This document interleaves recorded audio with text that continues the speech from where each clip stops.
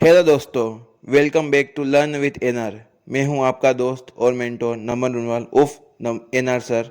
और यहां हम पढ़ाई को बनाते हैं सिंपल, इजी और इंटरेस्टिंग। अगर आप कॉन्सेप्ट को क्लियर करना चाहते हो बिना किसी कन्फ्यूज़न के, तो आप बिल्कुल सही जगह पर आए हो। तो चैनल को सब्सक्राइब करो, बेल आइकन को दबाओ और चलिए शुरू करते हैं आज का पावरफुल सेशन। आज हम बात करने वाले एक सुपर फनी और entertaining lesson, the adventure of Toto.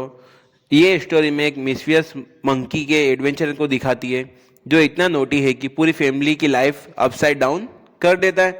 तो टाइम वेस्ट किए बिना हम स्टार्ट करते हैं। स्टोरी में नरेटर अपने ग्रैंडफादर के बारे में बताता है कि उनको एनिमल कलेक्शन का शौक था। उनके पास पहले से ही डॉग्स, स्क्विरल्स, टोर्टोइज और बहुत से बर्ड्स थे। और एक दिन उन्होंने एक टोंगा ड्राइवर के पास एक छोटा सा मंकी दिखता है जिसका नाम टोटो होता है। ग्रैंडफादर उसको तुरंत बाय करने का सोचते हैं और तुरंत बाय कर लेते हैं। वो भी कितने रुपीज़ में? 5 रुपीज़ में। क्योंकि उन्हें लगता है कि ये जो टोटो है ये उनके प्राइवेट जू का एक अच्छा मेंबर बनेगा या परफेक्ट मेंबर बनेगा। पर उन्हें ये नहीं पता था कि टोटो कितनी ट्रबल क्रिएट कर देगा। अब जरा सा टोटो का कैरेक्टर जान लेते हैं।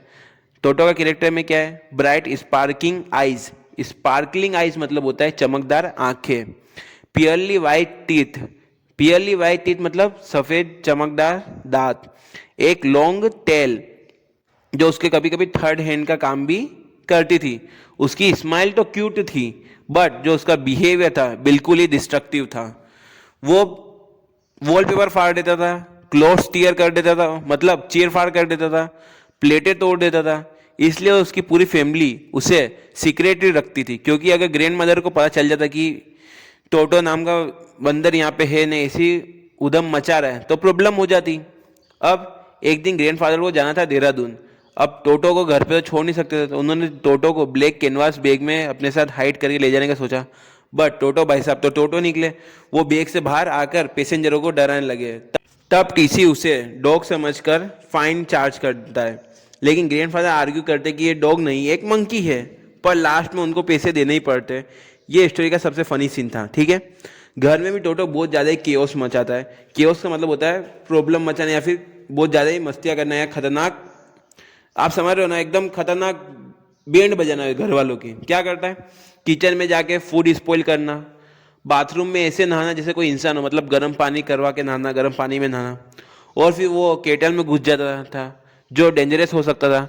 सबसे बड़ा इंसिडेंट तो ये हुआ कि उसने पूरे क्रोकरी सेट को डिस्ट्रॉय कर दिया। डिस्ट्रॉय मतलब गिरा के तोड़ दिया। अब तब पूरी फैमिली रियलाइज करती है कि टोटो को रखना मुश्किल हो रहा है। फाइनली ग्रैंडफादर को टोटो को वापस टोंगा ड्राइवर को सेल करना पड़ता है, कर देते या करना पड़ता है जो भी है। लेकिन उसको उनको 3 रुपये में सेल करना होता है। उन्होंने लिया कितने? 5 रुपये में। देना कितने में पड़ा? 3 रुपये में। तो भाई साहब के 2 रुपये का नुकसान हुआ। अब 2 रुपये का फायदा करके टोंगा ड्राइवर तो खुश। अब ये मान सकते हैं अभी क्या, पहले के 2 रुपये अभी के 200 या 2000 रुपये के बराबर हो सकते हैं, 2 लाख भी कह सकते हैं उस समय के हिसाब से। ये जो डिसीजन था थोड़ा सेट लगता है, बट प्रैक्टिकली भी था। क्यों? क्योंकि टोटो की नोटी बिहेवियर कंट्रोल से बाहर हो गया था। तब तो उसको देना वापस वही सही था। तो इस स्टोरी से हमें क्या सीख मिलती है? कि एनिमल क्यूट हो सकते हैं, बट रिस्पॉन्सिबिलिटी भी होती है कुछ। हर पेट को प्रॉपर केयर और एनवायरनमेंट चाहिए। और कभी कभी अफेक्शन के साथ साथ प्रैक्टिकली होना भी जरूरी होता है।